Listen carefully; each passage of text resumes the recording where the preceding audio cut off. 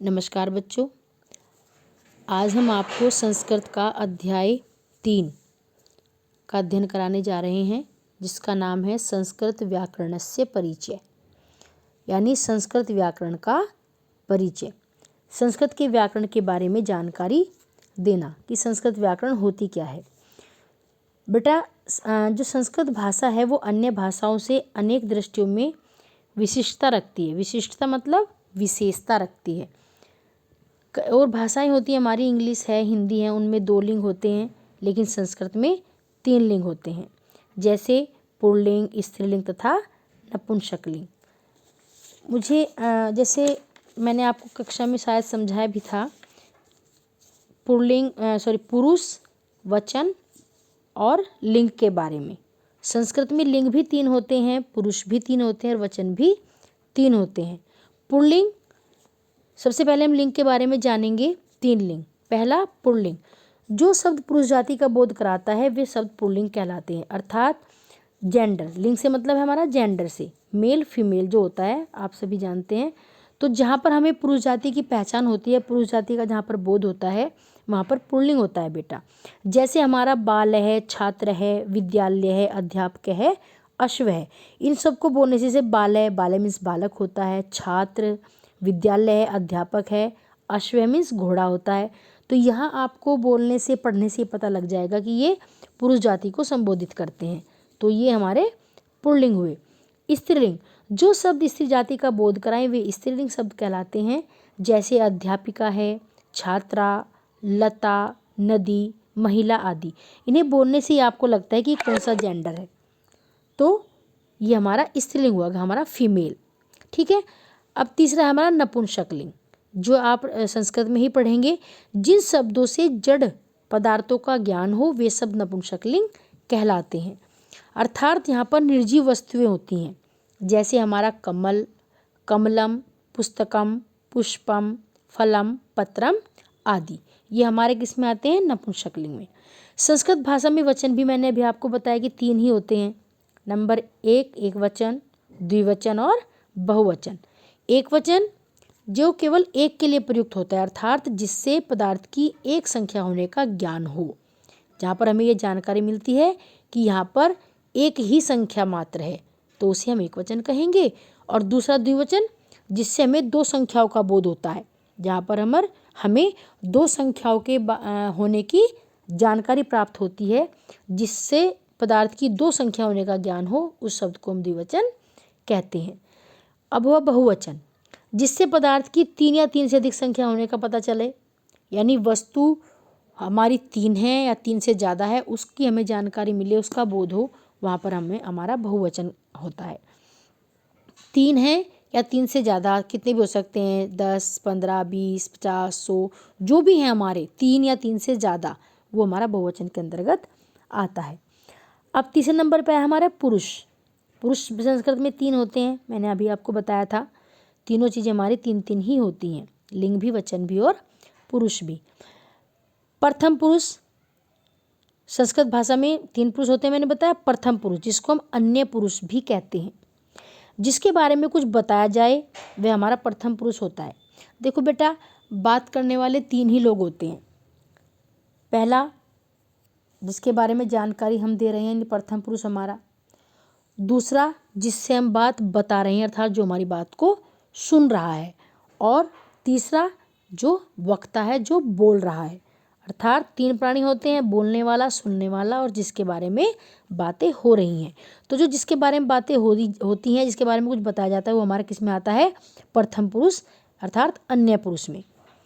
और जैसे यह है, वह है, या किसी का नाम है, वह खेलता है, वह जाता है, राम पढ़ता है, श्याम बाजार जाता है, गीता अच्छा नाचती है, वगैरह वगैरह, जिसके बारे में भी हम बातें कर रहे हैं, वो हमारा प्रथम पुरुष यानी अन्य पुरुष होगा। मध्यम पुरुष, यानी जब हम बातचीत करते हैं और हमारी बातचीत को जो सुनता है, यानी जिससे हम बात बता रहे हैं, जो हमारी बात को सुन रहा है, वो कौन होता है? हमारा मध्यम पुरुष। जैसे तू है, तू, तुम, मध्यम पुरुष के अंतर्गत ही आते हैं। उत्तम पुरुष होता है हमारा बातचीत करते समय बोलने वाला व्यक्ति, वक्ता। वक्ता किसे कहते हैं? जो बोलता है, जो अपनी बात को कह रहा है, वो कौन होता है? हमारा उत्तम पुरुष। जैसे उसमें मैं हो सकती हूँ, हम हो सकते हैं। ये जो हम, मैं, हम दोनों, हम सब उत्तम पुरुष में आते हैं। प्रथम पुरुष में हमारा वह, वे दोनों, वे सब आते हैं। मध्यम में तुम दोनों, तुम सब आता है। उत्तम में मैं, हम दोनों, हम सब आता है। नीचे आपकी तालिका बनी हुई है, इसमें आप उचित प्रकार से देख सकते हैं। इन तीनों पुरुषों का परिचय इस प्रकार भी स्पष्ट किया जा सकता है जो आपके सामने लिखा हुआ है।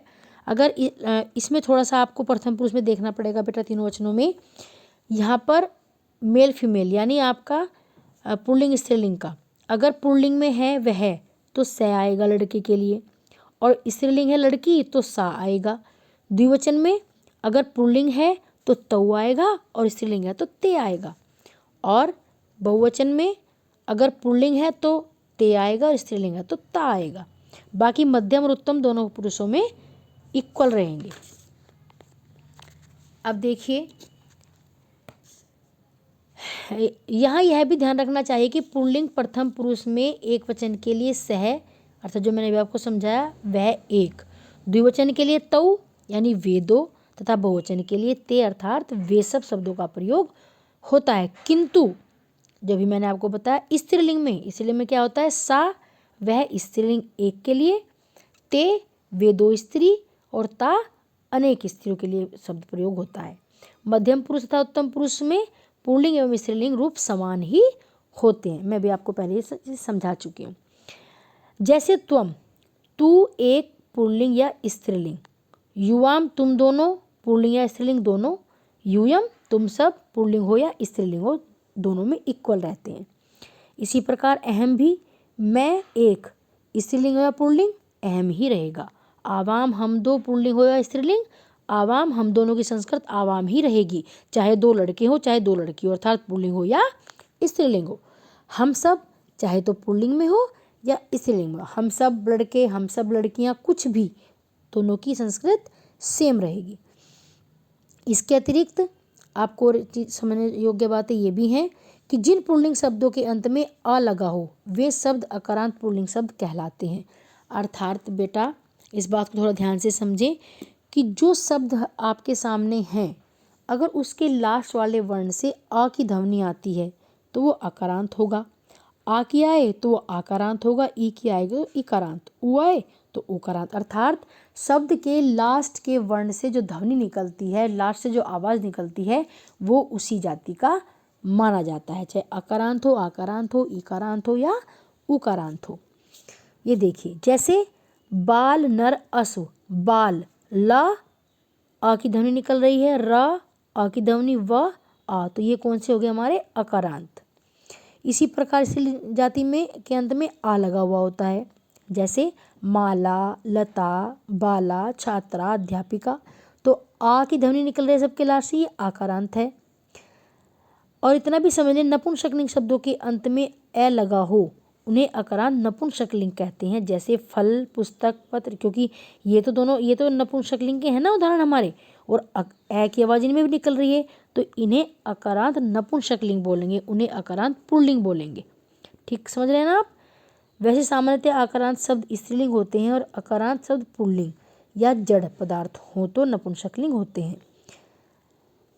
इस सामान्य अध्ययन को अच्छी तरह समझ लें, जिससे आपको आगे अध्यायों को समझने में सुविधा होगी। तो बेटा ये आपका अध्याय 3 था, जिसमें मैंने आपको लिंग, पुरुष और वचनों के बारे में बताया। एक बार इसका पुनः वाचन करके आप उचित प्रकार से इसको समझ लेंगे।